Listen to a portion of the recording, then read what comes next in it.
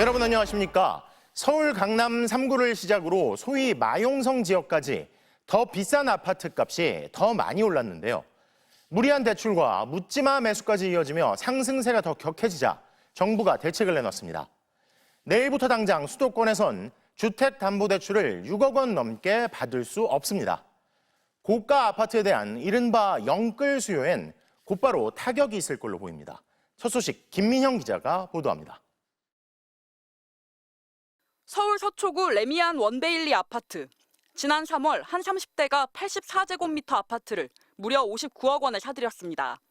이 중 대출이 27억 원에 달했습니다. 또 다 상환 능력이 되시는 분들이신 것 같아요. 일부 자금 갖고 있으신 거에다가 추가로 대출을 받아서 들어오시는 게 일반적으로. 내일부터 이런 과도한 대출은 완전히 사라집니다. 정부는 수도권과 규제 지역에서 주택담보대출 한도를 6억 원으로 제한하기로 했습니다. 고소득자가 수십억씩 대출을 일으켜 주택을 구매하고 서울 아파트값 전체를 끌어올리는 현상이 이어지자 빚 갚을 능력인 소득은 물론 담보가 되는 아파트 가격과 상관없이 대출을 6억으로 묶는 초강수 대책을 내놓은 겁니다. 고소득자와 고가 아파트를 정조준했습니다. 연봉 2억 원인 사람이 기존에는 13억 9천만 원까지 대출을 받았지만 내일부터는 최대 6억 원입니다. 연봉 1억 원인 사람은 현재 6억 9천만 원에서 최대 6억 원으로 줄고 연봉 6천만 원인 사람은 대출 한도가 4억 2천만 원으로 변함이 없습니다. 예상치 못한 고강도 대책에 시장은 놀라는 분위기입니다. 서초구의 이 부동산에는 매수자들의 문의 전화가 빗발쳤습니다. 지금 다 외수인들도 다 지금 멘붕이죠. 대출 묶이면 진행이 안 되잖아요. 그럼 계약금 걸어서 난리를 판인데. 최근 증가 추세였던 주택 거래량도 일단 주춤할 것으로 전망됩니다. 대출 규제를 해버리면 아무래도 매매는 끊기겠죠. 개투자 안 되니까. 본인 돈이 더 필요하니까. 6억 원을 대출받으면 매달 갚아야 하는 원금과 이자는 평균 300만 원입니다. 금융위원회는 6억 원 이상 대출을 받는 사람은 10%도 안 되는 소수로 파악된다며 고소득자의 과도한 대출이 집값을 올리는 현상을 이번 대출 제한 조치로 억제할 수 있을 것으로 기대했습니다. MBC 뉴스 김민영입니다. 윤석열 전 대통령의 첫 특검 출석 일정이 내일로 다가왔습니다. 윤 전 대통령 측은 피의자 인권을 내세우며 지하주차장을 통한 비공개 출석 요구를 굽히지 않고 있는데요.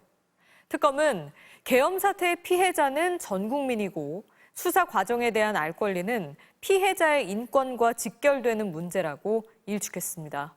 구나연 기자입니다. 윤 전 대통령 출석 일정을 하루 앞두고 내란 특검 사무실이 있는 서울고검 청사 현관에선 언론사 포토라인 설치 협의가 진행됐습니다. 윤 전 대통령 측이 지하주차장을 통해 출입을 하게 해달라는 요구를 계속하고 있지만 특검 측은 이 요구를 받아들일 수 없다는 입장을 다시 분명히 했습니다. 박지영 특검보는 오늘 전직 대통령 경호를 담당하는 경호처 및 서울경찰청과 현관 출입을 전제로 출석 관련 상황을 협의 중이라며 출석 불응으로 간주되는 상황이 발생되지 않기를 바란다는 것이 특검의 입장이라고 밝혔습니다. 윤 전 대통령 측은 특검과 출입 방식이 협의되지 않더라도 서울고검까지는 가겠다며 내일 조사에 김홍일, 송진호, 최명성 변호사 등이 입회할 거라고 밝혔습니다. 일단 고검을 찾아간 뒤 현장에서 지하주차장 통로를 통한 비공개 출석을 협의하려는 의도였는데 특검은 주차장 차단기도 모두 닫고 별도의 차단기가 없는 곳에는 차단막을 설치할 계획이라고 설명했습니다. 박 특검보는 어떤 집을 방문할 때 다른 문으로 가서 저 여기 왔어요 한다고 그것을 출입이라고 볼 수 없는 것처럼 현관으로 오지 않고 지하주차장에서 대기하는 건 출석으로 보지 않는다고 못 박았습니다. 윤 전 대통령 측은 피의자의 사생활을 보호해야 한다는 인권보호 수사규칙과 조국 전 법무부 장관 출석 사례를 들며 비공개 출석을 요구해왔습니다. 특검팀이 비공개로 저희를 소환해야 한다고 생각을 하고 있습니다. 그 이후에 만약에 비공개로 소환하지 않으면 어떻게 할 것이냐에 대해서는 추후에 좀 더. 하지만 특검 측은 윤 전 대통령의 혐의는 국가적 법익에 반한 혐의이고 계엄과 관련해선 전 국민이 피해자이기 때문에 수사 과정에 대해 알 권리가 있는 피해자의 인권이 우선인지 피의자의 인권이 우선인지 살펴볼 필요가 있다고 반박했습니다. MBC 뉴스 구나연입니다. 특검 출범을 앞두고 돌연 입원했던 김건희 여사가 11일 만에 퇴원했습니다. 김 여사가 탄 휠체어를 윤석열 전 대통령이 직접 미는 장면도 카메라에 포착됐는데요. 보도에 박솔립 기자입니다. 오늘 오후 4시쯤 서울 아산병원 1층에 휠체어에 앉은 김건희 여사가 모습을 드러냈습니다. 노란색 계열의 옷을 입고 안경과 마스크를 쓴 채였습니다. 윤석열 전 대통령이 김건희 여사 휠체어를 직접 밀었습니다. 취재진의 진입이 통제된 1층 현관 앞에는 윤 전 대통령 측 승합차가 주차돼 있었고 윤 전 대통령이 김 여사를 태운 뒤 옆자리에 탑승하고는 병원을 떠났습니다. 김 여사는 우울증 등 증상으로 입원한 지 11일 만에 퇴원해 서초동 자택으로 돌아갔습니다. 김 여사가 집으로 돌아가면서 이제 관심은 김건희 국정농단 특검에 언제 출석할지에 쏠립니다. 김 여사 측은 퇴원에 앞서 입장문을 내고 특검에 출석 요청이 오면 일시, 장소 등을 협의해 응할 예정이라고 밝혔습니다. 또 비공개 조사를 요청했다는 일부 언론 보도는 사실이 아니라고도 했습니다. 다만 법에 따른 정당한 소환 요청에 성실히 응하겠다는 단서를 달았습니다. 김 여사 측은 또 김 여사 건강이 회복되지 않아 당분간 집에서 치료를 이어갈 계획이라고 밝히기도 했습니다. 앞서 검찰의 출석 요구를 거부하면서 건강 문제를 이유로 들었던 만큼 같은 이유로 특검 조사에 응하지 않거나 조사를 지연시킬 가능성도 남아있는 것으로 보입니다. 도이치모터스 주가 조작 연루 의혹 재수사와 명태균 씨가 연루된 공천 개입 의혹 관련 수사는 검찰 단계에서 상당 부분 진행이 된 상황입니다. 김 여사 측은 특검 수사에 대비해 변호인단을 보강하고 있는 것으로 알려졌습니다. MBC 뉴스 박솔립입니다. 국회가 오늘 본회의를 열고 공석인 4개 상임위원장을 선출했습니다. 법사위원장 자리를 달라고 했던 국민의힘이 표결에 불참하면서 민주당 주도로 원구성이 마무리됐는데요. 추경안과 여당의 개혁 입법에 속도가 날 전망입니다. 김세영 기자가 보도합니다.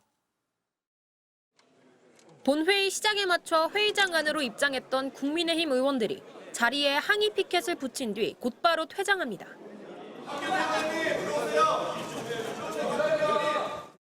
법제사법위원장 자리를 달라고 요구했지만 민주당이 이를 받아들이지 않자 표결에 불참하고 자리를 떠난 겁니다.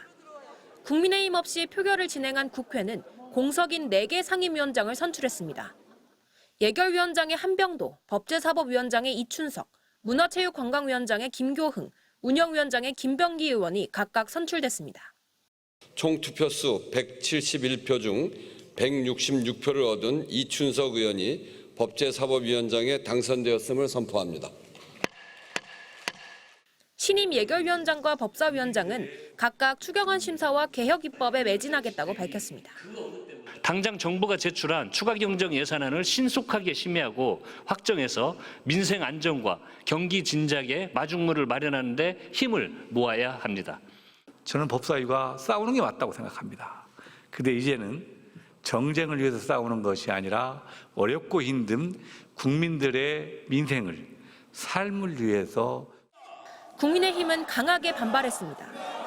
묻지 마실 의회 폭주, 국민들은 분노한다! 분노한다! 분노한다! 분노한다! 특히 법제사법위원회를 장악한 민주당이 검찰과 사법부를 무력화시킬 것이라며 날을 세웠습니다. 사법부를 협박해서 이재명 대통령의 재판을 중단시키고 야당과 보수 진영을 특검으로 모두 단죄하려 될 것입니다. 민주당은 새 정부에 힘을 실어주기 위해서는 예결위와 법사위 차원의 지원이 뒷받침되어야 한다는 입장입니다. 두 상임위 모두 민주당이 가져가면서 윤석열 정부의 거부권에 가로막혔던 상법 개정안과 노란봉투법 등의 법안 통과가 속도를 낼 걸로 보입니다. MBC 뉴스 김세영입니다. 오늘 오전 서울 지하철 교대역 근처 공사장에서 도시가스가 누출돼 인근 도로가 통제됐습니다. 새어나온 가스가 지하철역으로 흘러들어가면서 자칫 서울 도심에서 대형 참사가 발생할 뻔했습니다. 먼저 문다영 기자가 보도합니다. 오늘 오전 서울 지하철 교대역 11번 출구 근처 공사장. 땅에 구멍을 뚫는 작업이 한창입니다. 돌아가던 드릴이 멈춰서더니 조금씩 들썩거리다 구멍 밖으로 치솟고 흙먼지가 분수처럼 뿜어져 나옵니다. 튀어나온 공사 자재가 멀리 날아가고 지나가던 시민이 코를 막은 채 황급히 자리를 피합니다. 가스가 상당히 심하게 안개처럼 뿌옇게 올라오는 걸 아침에 좀 육안으로 느꼈고요. 오전 10시 47분 굴착기가 지하 가스관을 건드려 파손되면서 가스가 누출되기 시작했습니다. 교대역 주변은 삽시간에 가스 냄새로 진동했고 일부는 여간으로 흘러들어갔습니다. 하려고 들어가는데 갑자기 뭐 테이프로 이렇게 입구를 막더니 이제 나가줘야 된다고 약간 이상한 냄새 같은 게. 지하철역에 있던 사람들이 대피했고 이들을 돕는 과정에서 가스를 마신 40대 남성 영무원이 병원으로 이송됐습니다. 20대 여성 영무원 1명도 현장에서 치료를 받았는데 다른 인명피해는 없는 것으로 파악됐습니다. 지하철역 출입 통제와 열차 무정차 통과 조치도 3시간 넘게 이어졌습니다. 서초역과 교대역 사거리 약 600m 구간도 3시간 반 정도 통제됐습니다. 버스를 타려고 했는데 버스가 이쪽으로 오지 않더라고요. 그래서 택시를 카카오로 계속 불렀는데도 안 돼서. 일대 도시가스도 전면 차단됐습니다. 사고 현장 인근 음식점인데요. 이렇게 불을 끄고 손님을 받지 않고 있습니다. 지하철 운행이 재개된 뒤에도 가스 공급이 바로 이루어지지 않았기 때문입니다. 1,900여 대 세대와 상가가 피해를 봤습니다. 정시면 다 취소했거든요. 그 전력도 아까 보니까 전력도 있잖아요. 취소하는 걸로 지금 알고 있어요. 사고 현장에선 울타리를 다시 설치하는 공사가 진행 중이었는데 관할 서초구청에 사전 신고는 없었던 것으로 확인됐습니다. 경찰은 공사 현장 관계자 등을 상대로 사고 경위를 조사할 예정입니다. 교대역에 내리지 못한 승객들에게 열차 운임을 반환해준 서울교통공사는 공사업체에 배상을 요구할 계획이라고 밝혔습니다. MBC 뉴스 문다영입니다.